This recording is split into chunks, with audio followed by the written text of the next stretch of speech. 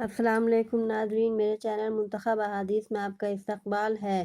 بسم اللہ الرحمن الرحیم۔ حضرت ابی بن کعب رضی اللہ عنہ سے روایت ہے کہ رسول اللہ صلی اللہ علیہ وسلم نے ارشاد فرمایا، ایک آدمی کا دوسرے کے ساتھ باجماعت نماز پڑھنا اس کے اکیلے نماز پڑھنے سے افضل ہے، اور 3 آدمیوں کا باجماعت نماز پڑھنا 2 آدمیوں سے باجماعت نماز پڑھنے سے افضل ہے۔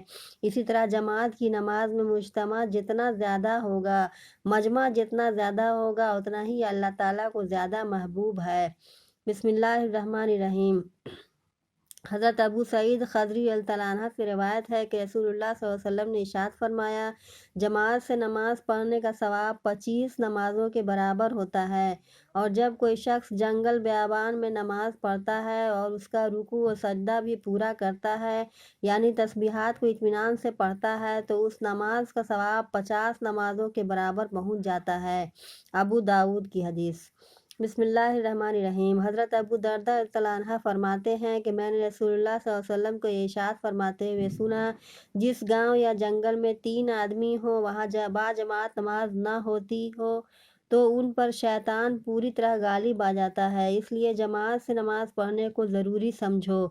بھیڑیا اکیلی بکری کو کھا جاتا ہے، اور آدمیوں کا بھیڑیا شیطان ہے۔ ابو داؤد کی حدیث۔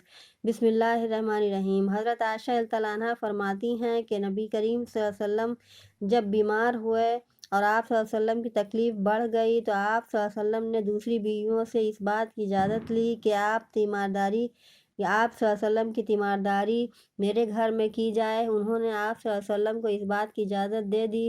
پھر جب نماز کا وقت ہوا تو رسول اللہ صلی اللہ علیہ وسلم 2 آدمیوں کا سہارا لے کر مسجد جانے کے لیے اس طرح نکلے کہ کمزوری کی وجہ سے آپ صلی اللہ علیہ وسلم کے پاؤں زمین سے گھسٹ رہے تھے۔ بخاری کی حدیث۔